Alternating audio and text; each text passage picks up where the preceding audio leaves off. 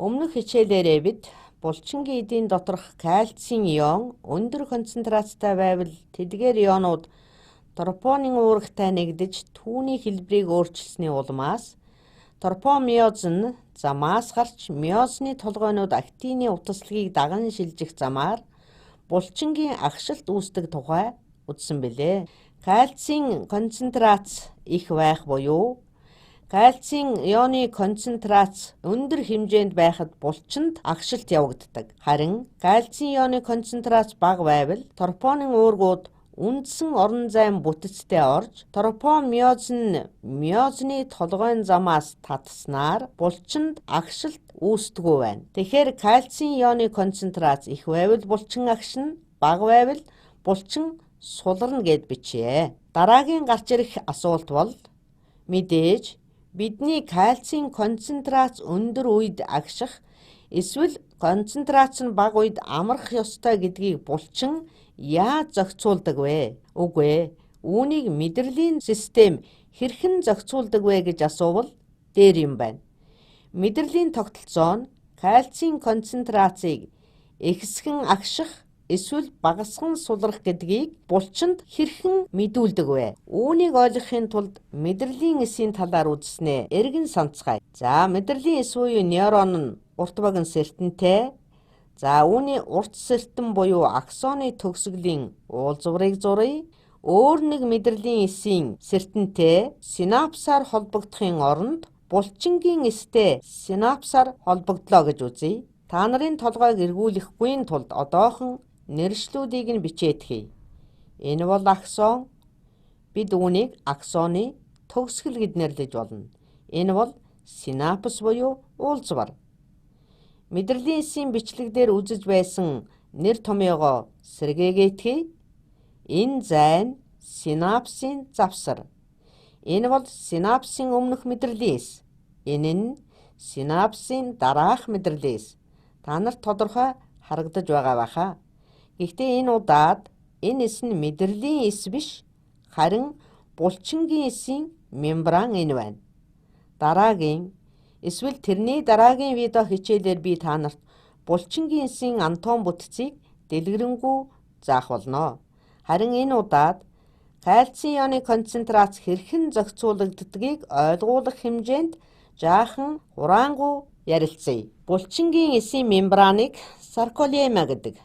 Яг энд энэ нь булчингийн эсийн мембран руу холбогддог гэдгийг та бүхэн ойлгож байгаа бах. Хэрэв бид булчингийн эсийн гадаргууг дээрээс нь харвал энд ийм жижиг нүх шиг юмнууд харагдах ба та бүгдэд ойлгомжтой болгох үүднээс хөндлөн огтлыг нь энд харуулсан байна. Тэгэхээр энд эс рүү орсон догол хунаас шиг юм байх ба түүн рүү жишээ нь зүү оруулвал эргэн тойрон нь мембранаараа хүрээлсэн хунаас маягтай болно. Үүнийг Т-гуурс гэнэ. Т гэдэг нь трансверс буюу хөндлөн гэсэн үг. Энэ нь мембраны гадаргууд хөндлөн тогтсон байна. Мөн энд өнөөдрийн хичээлээр ярих гол зүйл бол нэгэн үнэхээр оршихуйны тухай юм. Түүнийг саркоплазмын тор гэж нэрлэдэг. Булчингийн эсийн дотор энэ оршихуйн байдаг. Энэ нь эндоплазмын тортой үнэхээр төсөөтэй. Гэхдээ энд түүний гол үүрэг нь нөөцлөх явдал.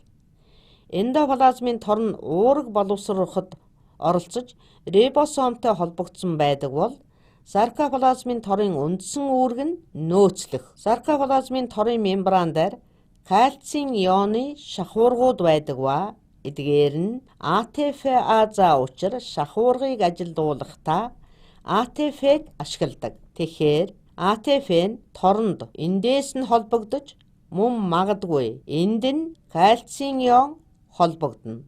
Ингээд АТФ нь гидролизэд орж АДФ болон фосфатын бүлэг болон задрахад энэ уургийн орон зайн бүтэц өөрчлөгдөж түүний улмаас кальцийн ионыг дотогш шахан оруулна. Ингэж кальцийн ион торонд шахагдан орж ирдэг байх нэ. Амарч байгаа булчингийн дотор ингэж кальцийн ионууд саркоплазмын тор руу шахагдан ордог энэ үйл явцын дүнд Саркоплазмын торонд кальцийн ионы концентрац маш өндөр болдог байна. За одоо та бүхэн миний хэлэх гэж байгаа санааг таамаглаж байгаа байхаа. Булчин агших хэрэгтэй болоход эдгээр кальцийн ионууд эсийн цитоплазм руу ордог. Тэгээд тэд яг эндээ тропонинд нэгдэх боломжтой болж өмнөх хичээлээр бидний ярьсан бүхнийг хийнэ. Тиймээс өнөөдрийн хичээлээр бидний олж мэдхийг хүсэж байгаа зүйл бол булчингийн эс энэ хуримтлуулсан кальцийн ионуудаа эс рүү оруулах хэрэгтэй болж байгаагаа яаж мэддэг юм болоо гэсэн асуулт юм. Энэ бол эсийн дотор тал байна. Актины утаслагууд, миозины толгойнууд болон бусад бүх зүйлс тропонин, тропомиозин энд ингээд байж байгааг би зурчихлаа. За би нэлээд хийсвэрээр та бүгдэд ойлгомжтой болгохын тулд тоомлоод зурж байна шүү. Дараагийн видео хичээлээр бид үүний тухай тодорхой ярина. За энэ бол мэдрэлийн эс байна. Үүнийг хөдөлгөөний мэдрэлийн эсэг нь энэ эсээс булчингийн эсэд агших дохио ирнэ. Юуны өмнө бид дохио мэдрэлийн эсээр хэрхэн тархадгийг мэдэж байгаа. Аксоноор дамжин үүлийн потенциалаар түгдэг шүү дээ. Тэгэхээр энд натрийн сувг байна. Энэ нь цахилгаан зохицуулалтаа шахуургах тул энд жаахан эерэг цэнэгтэй болно. Энэ нэмэх цэнэгийн хүчил нь натрийн сувгийг нээж илүү ихээр натрий орж ирэх боломжтой болно. Ингэснээр нэмэх цэнэг нь энэ талдаа улам ихсэн. Ингээд нэмэх цэнэг энд их боллоо. Тэгээд аксоны мембраны дагуу дараагийн цахилгаан зохицуулгатай сувгийг нээж явсаар яваандаа нэмэх цэнэгийн хэмжээ хангалттай болохоор цахилгаан зохицуулгатай кальцийн сувгийг нээнэ. За ингээд бид мэдрэлийн эсийн үйл ажиллагааны тухай үздсэн хэсгээ сэргээчихлээ. Ингэж аажмаар кальцийн ионы сувгийг нээхээр хангалттай эерэг цэнэгтэй болохоор кальцийн сувгууд нээгдэж кальцийн ионууд шахуургаар орж ирдэг. Ийхүү орж ирсэн кальцийн ионууд нь синапсын өмнөх мембран дээр байрлах уургуудтай нэгдэнэ. Эдгээр цэврийн үндсрүүд нь мэдрэлийн сэрэл дамжуулагч нейромедаторуудыг дотроо агуулсан мембран гэдгийг санаж байгаа байхаа. Энэ уургуудтай кальций холбогдохоор эктоцитоз явагддаг ба энэ мембран нь мэдрэлийн эсийн мембрантай нэгдэж улмаар нейромедатор бодисуудыг шахан гаргадаг гэдгийг өмнөх хичээлээрээ үзснийг та бүхэн эргэн сайн санаарай.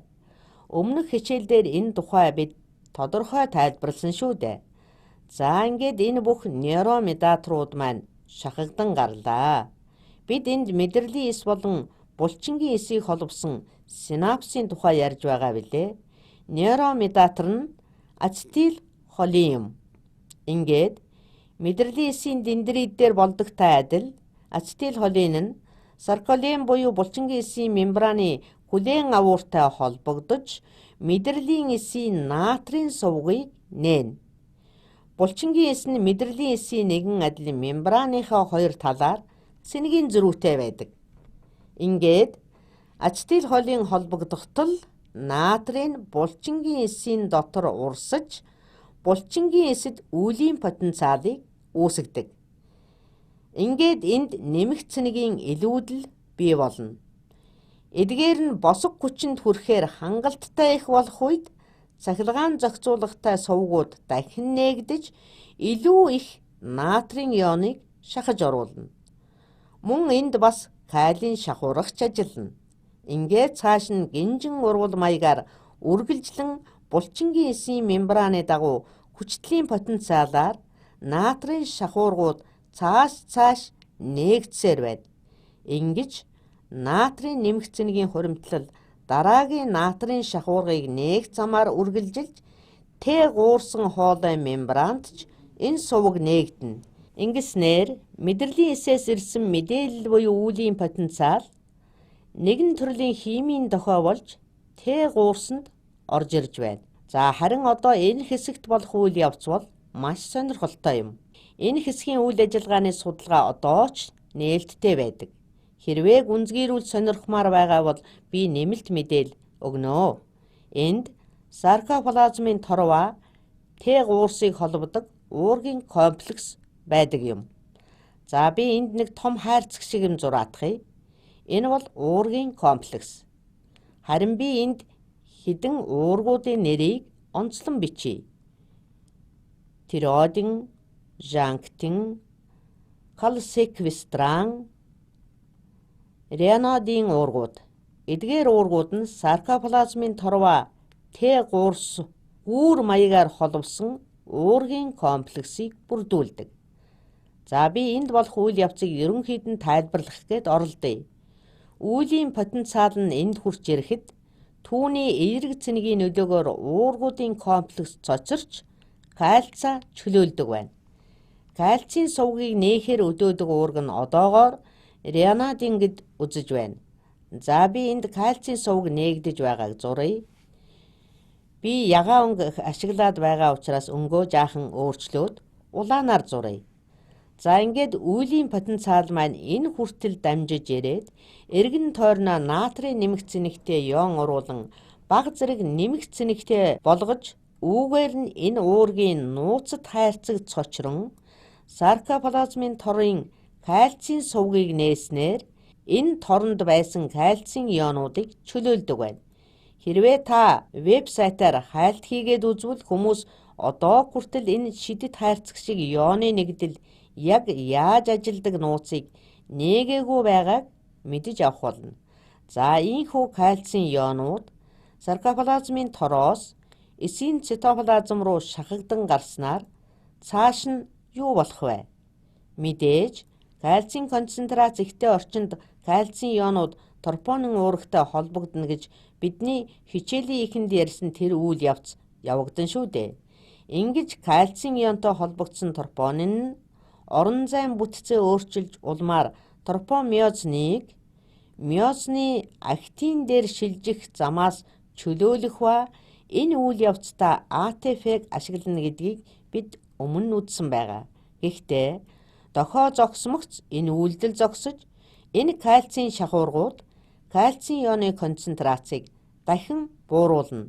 Үүний улмаас булчингийн агшилт зогсож эргэн тайван байдалтай ордог байна. За энд гарч байгаа гол санаа нь саркоплазмын тор хэмээх энэ кальцийн ион хуримтлуулах сав нь булчинг амрах үед эс дотор байгаа кальцийн ионуудыг өөртөө хадгалж цуглуулснаар миозны хөдөлгөөнийг хийгдэх боломжгүй болгодог ба харин дохио хүлээж авсан үедээ кальцийн ионуудаа буцаан булчингийн эсийн дотоод руу шахаж тропонины тусламжтайгаар тропомиозныг замаас гарган булчингийн агшилтыг саадгүй болгоно гэдэгт оршиж байна.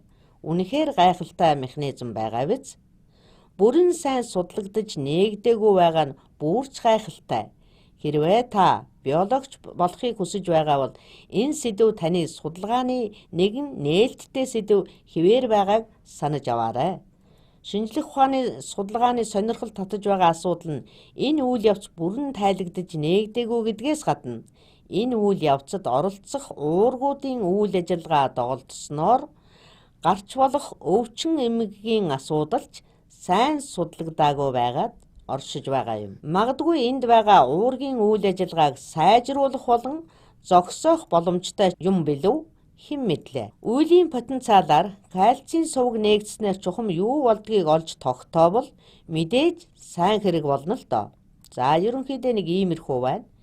Бид ийхүү хөдөлгөөний мэдрэлийн эсийн үеийн потенциал мембранаар дамжин саркоплазмын тороос кальцийн ионуудыг булчингийн эсийн цитоплазм руу шахан гаргаснаар булчингийн хөдөлгөөнийг бий болгодгийг үзлээ. Энэ хичээлийг заахын өмнө би нэлээд судалгаа хийлээ. Ингэснээр шахуургууд нь хэр их үр бүтээлтэй ажилдаг гэдгийг олж мэдлээ. Дохио зогсмогц энэ сувг хаагдаж саркоплазмын тор кальцийн ионы концентрацаа буцаагаад 30 миллисекундэд бий болгож чаддаг байна. Ийм учраас л бид булчингийнхаа агшилтыг агшин зуур зогсоож чаддаг байх нь. За ийм л учраас би гараа атгад тавихдаа ердөө хагас секунд ч хүрэхгүй хугацаа зарцуулдаг бөгөөд булчингийнхаа агшилтыг бид 30 миллисекундэд зогсоож чадна гэдэг нь секундыг 30-аас 1-ээс ч бага хугацаанд булчингийнхаа агшилтаа удирдан зогсоод чадна гэсэн үг. Тэгэхээр дараагийн видео хичээлээрээ бид булчингийн эсийн анатоми бүтцийн талаар дэлгэрэнгүй үзэх болно.